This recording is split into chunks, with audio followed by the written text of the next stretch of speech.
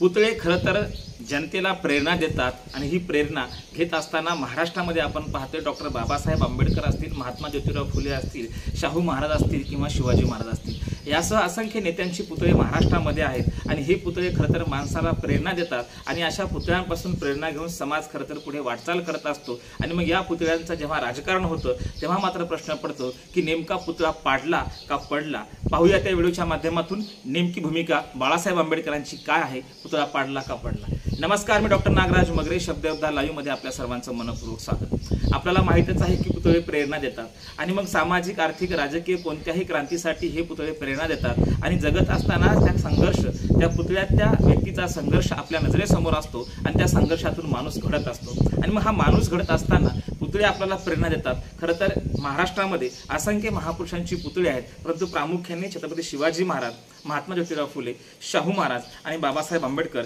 या महापुरुषांचे पुतळे मोठ्या प्रमाणात असलेले आपल्याला दिसून येतात। आणि मग या पुतळ्यांचं राजकारण करत असताना आजच्या घडीला पुतळा पाडला का पडला, नेमकं बाळासाहेब आंबेडकर का म्हणाले, का पुतळा पाडला का पडला म्हणाले, कारण याच्यामध्ये आपल्या लक्षात येतं की आज महाराष्ट्रामध्ये विविध राजकीय वारे सुरू असताना विधानसभेच्या तोंडावरती अनेक राजकीय नेते हे पुतळ्याचं राजकारण करत असतात। खरं तर महापुरुषांचा विचार पुतळ्यात बंदिस्त झालाय का, हा देखील एक मतप्रवाह आहे, परंतु आपण त्या मतप्रवाहाकडे जाऊ नये। आपण पुतळ्यांच्या प्रेरणा आणि पुतळा पडला का पाडला ह्याच विषयावर आपण या ठिकाणी चर्चा करूयात।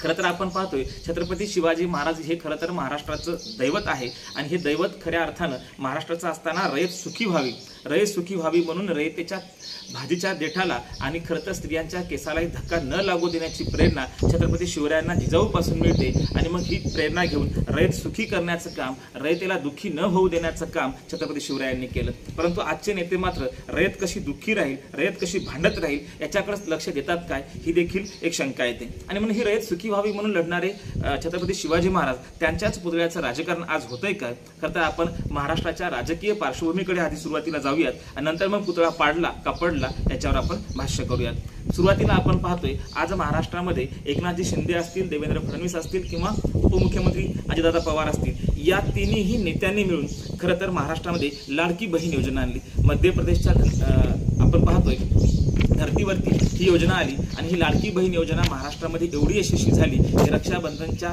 आधी म्हणजे 15 ऑगस्टला आणि 16 ऑगस्टला महिलांची खरं तर बँकेमध्ये गर्दी झाली आणि सर्व लाडक्या बहिणीच्या खात्यावरती पैसे जमा झाले आणि मग हे दुखणं विरोधकांना सहन झालं नाही। हे एक राजकीय पार्श्वभूमी आपण पाहतो आणि मग लाडक्या बहिणीची योजना मोठ्या फॉर्ममध्ये सुरू होती, सगळीकडे लाडक्या बहीण योजनेचाच बोलाबाला सुरू होता आणि महिलांच्या खात्यावर पैसे गेले, सगळीकडे आनंद होता। अशा काळामध्येच खरं तर बदलापूरमधली घटना घडते, त्या घटनेला घडून 8-9 दिवस झालेले असतात आणि 8-9 दिवसाच्या नंतर त्या बदलापूरच्या घटनेवर मोठ्या प्रमाणामध्ये खरं तर आंदोलन होते। 8 दिवस घटना घडून गेल्यानंतर हे आंदोलन का झालं ही देखील शंका यायला लागते। इकडे लाडकी बहीण योजनेचा खरं तर बोलाबाला होतो, महाराष्ट्रामध्ये अजितदादा पवार असतील, एकनाथजी शिंदे असतील, हे यात्रांच्या माध्यमातून लाडक्या बहीण योजनेचा प्रचार आणि प्रसार करत असतात आणि लाडक्या बहीण योजनेचा प्रतिसाद हा प्रचंड होतो आणि अशा काळामध्ये आपण पाहतोय की बदलापूरचं आंदोलन सुरू होतं आणि खरं तर स्त्रियांच्या रक्षणाच्या बाबतीमध्ये इथं आंदोलन सुरू होते। सत्ता कोणाची असो, स्त्रियांवर अत्याचार होऊ नये, चिमुकल्यांवर अत्याचार होऊ नये, नव्हे तर कोणावरच अत्याचार होऊ नये हे आपल्याला वाटतं, परंतु आपण पाहतो सत्ता आता भाजप आणि मित्र पक्षांची आहे म्हणून अत्याचार होत आहेत का, तर मुळीच नाही, किंवा काँग्रेसच्या काळात होतच नव्हते का, असंही नाही, परंतु राजकारण करत असताना लाडक्या बहिणीला टार्गेट करण्यासाठी की काय हे आंदोलन पुढे आलं आणि मग ह्याही आंदोलनाचे अनेक धागेदोरे खरं तर पूर्वनियोजित होते असं देखील आपल्याला मीडियामधून पाहायला मिळालं, अशी देखील लोकांमध्ये चर्चा असल्याचे आपल्याला दिसून येतं सोशल मीडियाच्या माध्यमातून। आणि मग बांगलादेश हिंदूचा प्रश्न आला, तोही दबल्या गेला, म्हणजे दोन्ही प्रश्न दबल्या गेले आणि पुन्हा एवढ्या मोठ्या प्रमाणामध्ये झालेलं आंदोलन हे खरं तर पूर्वनियोजित आहे, अशी धागेदोरे हाती येतात न येतात अशीच शंका निर्माण झालेली असताना लगेच महाराष्ट्रामध्ये पुतळा पडतो। खरं तर हे मोठी शोकांतिका आहे की रयतेला सुखात ठेवणारे आणि या महाराष्ट्राचं दैवत असलेले शिवरायांचा पुतळा हा नेमका पाडला कोणी। आता पाडला का पडला हा खरं तर त्या सरकारची जबाबदारी आहे हे आपण मान्य करू आणि मग हा पुतळा पडल्यानंतर थेट बिनशर्त देशाचे प्रधानमंत्री आणि महाराष्ट्राचे मुख्यमंत्री यांनी थेट माफी मागितली। खरं तर माफी मागल्यानंतर हे प्रकरण संपायला पाहिजे होतं, परंतु पुन्हा या पुतळ्याचं राजकारण करायचं म्हणून खरं तर जेवढं राजकारण विरोधक पुतळ्याचं करत आहेत तेवढा अवमान छत्रपती शिवरायांचा होत आहे। बाळासाहेब आंबेडकर म्हणतात, छत्रपती शाहू महाराज असतील, बाबासाहेब आंबेडकर असतील किंवा महात्मा ज्योतिराव फुले असतील, या महापुरुषांच्या पुतळ्यांची अनेक ठिकाणी विटंबना झाली, तोडफोड झाली, अशा बातम्या आल्या. त्यांच्यावर अनेक वेळा मिरवणुका असतील, जयंती मिरवणुका असतील, या काळामध्ये पुतळ्यांची तोडफोड केली. अनेक पुतळ्यांचं मी उद्घाटन केलं असं बाळासाहेब आंबेडकर म्हणतात. परंतु या पुतळ्यांचा कुठेच उल्लेख नाही की हे पुतळे पडले म्हणून, कारण हे पाडावे लागले, लोकांनी पाडले, फोडले, तोडले असं बाळासाहेब आंबेडकर म्हणतात. परंतु या तीनही महापुरुषांचे पुतळे कधी पडले नाही.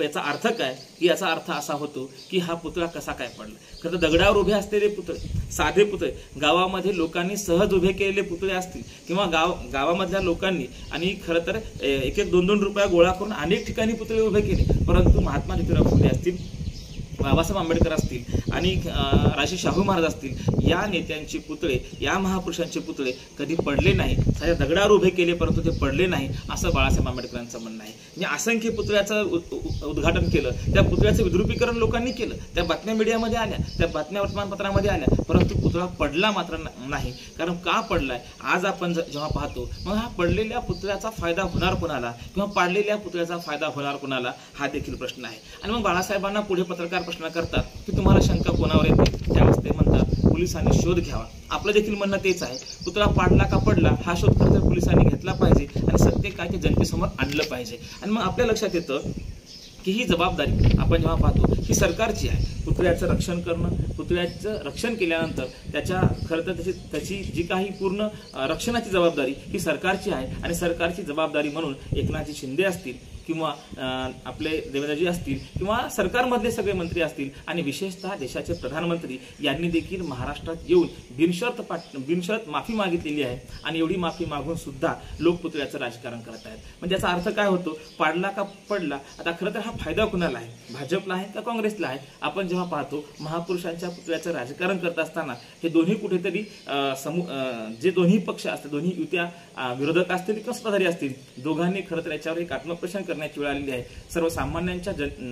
सर्वसामान्य जनतेच्या मनाशी, भावनेशी हा खेळण्याचा प्रकार आहे. कारण रयतेचे राजे छत्रपती शिवरायांचा पुतळा अशा अवस्थेमध्ये पडणं आणि अशा याच्यामध्ये पडणं खरं तर ही महाराष्ट्रातल्या प्रत्येक माणसाला नव्हे तर देशभरातल्या प्रत्येक माणसाला लाजवणारी बाब आहे आणि शर्मेनं मान खाली घालणारी बाब आहे. कारण एवढ्या मोठ्या महापुरुषांचा पुतळा पडतो आणि पडल्यानंतर आपण राजकारण करतो, ही फार मोठी शोकांतिका आहे. खरं तर रयतेनेच या पुतळ्याचा शोध घ्यायचा आहे, रयतेनेच शोध घ्यायचा आहे. आजच्या रयतेने, आजच्या जनतेने शोध घ्यायचा आहे. हा पुतळा पाडला का पडला, पाडला तर कुणाला फायदा आहे आणि पडला तर कुणाला फायदा आहे, याचा आपण शोध घेतला पाहिजे. आणि म्हणून आज आपण पाहतोय विधानसभेच्या निवडणुका जवळ आल्यात, विरोधकांकडे जे सर्व खोटे नरेटिव्ह समाप्त झालेत असं म्हणायला काही हरकत नाही. कारण संविधान बदलाचं नरेटिव्ह आता महाराष्ट्राच्या विधानसभेत चालणार नाही. त्यामुळे असे भावनिक मुद्दे घेऊन राजकारण्यांना पुढे यावं लागतं. आणि म्हणजे भावनिक मुद्दे पुढे येत असताना रयतेनं शोध घ्यायचा आहे, पत्रकारांनी शोध घ्यायचा आहे आणि पोलीसवाल्यांनी शोध घ्यायचा आहे. पण सर्वसामान्य रयतेनं शोध घ्यायचा आहे,